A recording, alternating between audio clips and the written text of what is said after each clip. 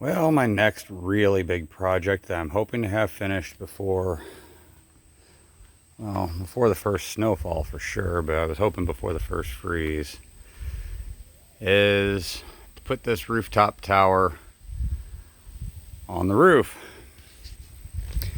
Several years ago, I found an ad for somebody who was selling a rooftop tower, and the price was just too low. I didn't understand why.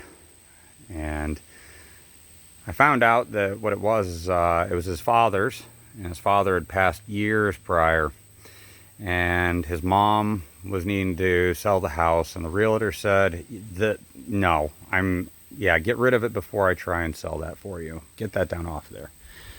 Now, unfortunately, I don't know how to repair a roof, and I'm not a roofer, and I made sure to get an agreement from him because I wasn't going to repair the roof.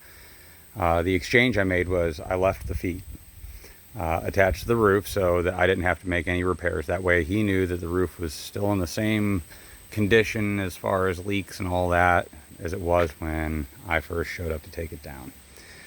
I spent 2 days in the middle of the heat. I don't recall when. I think it was in August, but it was in St. Louis. The PGA tour was through, and this isn't all of it. This is most of the antenna stuff that was there, but I've got the rotator in the garage, and I've got a couple of elements for the beam over getting cleaned. If you can't tell, the aluminum mast is significantly cleaner than the elements for the beam back behind it. In the end, I brought all the stuff home. I didn't even know what I had got until I got it home. I'm not going to say exactly what I paid for it, but he said that I was doing him a major favor removing it because everybody else was going to charge him to take it down.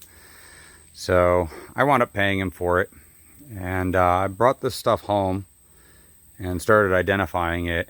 And to the best of my knowledge, this is an A3S beam, and the rotatable dipole that was directly above it was a D3. At least that's the way I can read it from the configuration. It's hard to read the identification on the traps. The rotator was a Ham 4, high gain Ham 4 or H4, H Roman numeral 4. It was manufactured in 1980. So it's an older rotator. I mean, it's 44. Then on the very top of it was this antenna. I didn't know what it was. I assumed that it was just a really fancy UHF because of the end connector that's on it. I don't really have much that's end connector. One of the guys from my radio club helped me identify it, though. He pointed one out that was similar, and it appears that it's a Hustler. I will have to get the model number and put it on here later, but it is apparently 3 5/8 wave segments. Supposed to be really high gain. It's not as high a power handling capability as the Ringo Ranger or the Cushcraft ARX2B that I have up. But yeah, it's significantly higher gain. Now, back to the tower.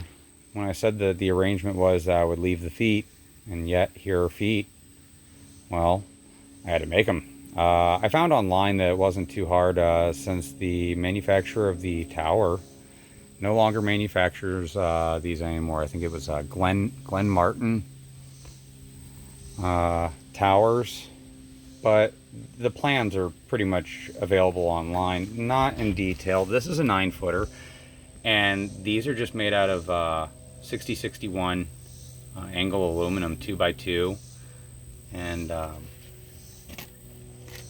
yeah, I bought the material on Grainger. I bought 4 foot of it. It took 2 foot to make this. They're like 6 inches a piece. I bought all the wood to sister up the trusses in the attic. And eventually here, I'm going to get a friend of mine over who knows more about roofing and things like that to help me get up there. I wouldn't say I'm acrophobic, but I don't look forward to getting up on the roof and trying to level this out. And the other thing is too, is before I go and put it up there and start leveling everything out, I would like to check and make sure that the rotator works. Along with that rotator, I got an upgraded controller. It's a DCU2, I believe. But it should be able to tie into the PC, so I can use PC control to operate the beam heading. It'll be fun. A little fancy for my normal operating practices, considering that I'm used to just running a wire dipole. And like I said, you can't really read the traps. I didn't do them any service though by leaving them sitting on a picnic table over in the woods for years now. But I'm gonna get them all cleaned up and get this assembled, and I'll probably take you along for the ride. That's it.